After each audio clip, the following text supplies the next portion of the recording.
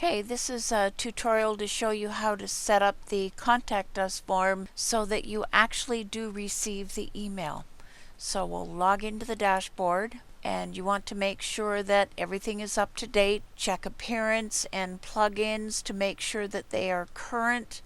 There are lots of changes all the time to the local theme jack drag and drop version, so it's a good idea to always be working with the latest version. So we go to ThemeJack Biz and over to the flyout window, click on ThemeJack Biz, and we come down the vertical menu here and click on Forms. And typically there is already a form in the site. You just click on the plus sign and then click on the gear, and you can add and edit any information in here.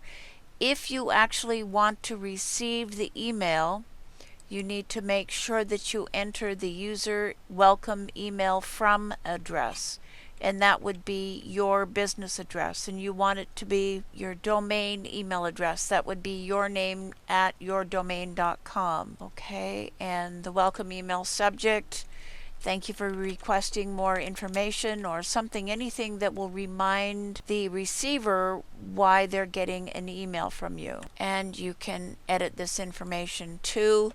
You can put your name and your phone number, okay, and form receiver email.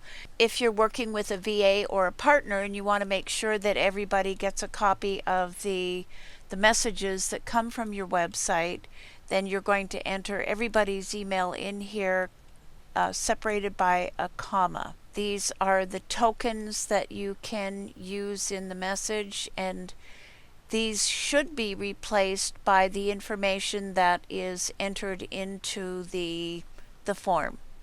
If you have a subscription to Call CID and you've set up your Instant Connect email address, you would add it here, and when you click on the drop down, it would automatically show your Instant Connect email address.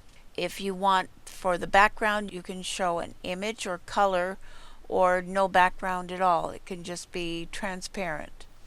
Background color or transparent background.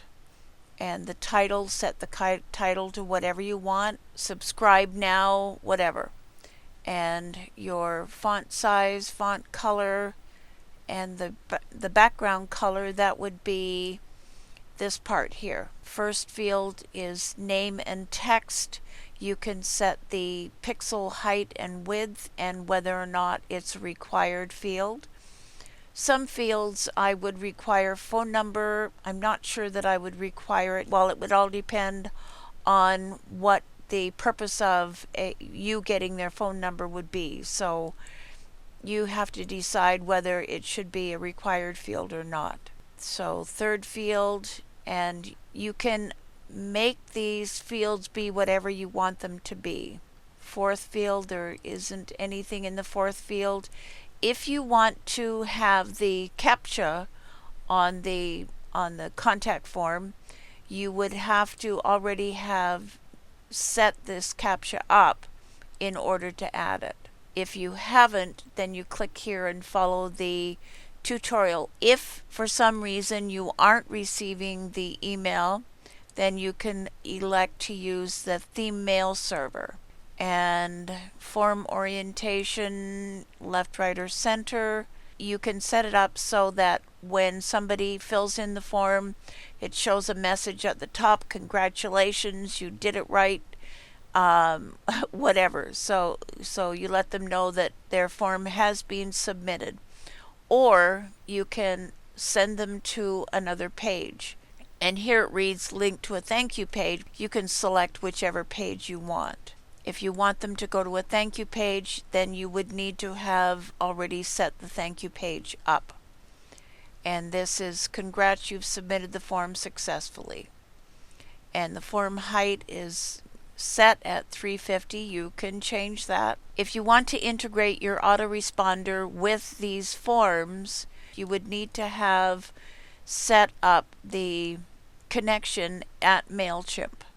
And I don't have the API key integrated into here for MailChimp, so at this moment in time I can't add it. and you can decide whether you want this form to show up everywhere or on specific devices only. And then you click Save. Remember to update form. I'm adding another form just so you can see what it looks like when you go to add the contact form to another page. I'm not going to do all the details of it. I'm just going to do this quickly and save it just so I've got another choice, and save the form. So as far as this is concerned, I have two forms. Now I'll go to Pages, add a module, and I'll add the contact form. Create a form, use general form.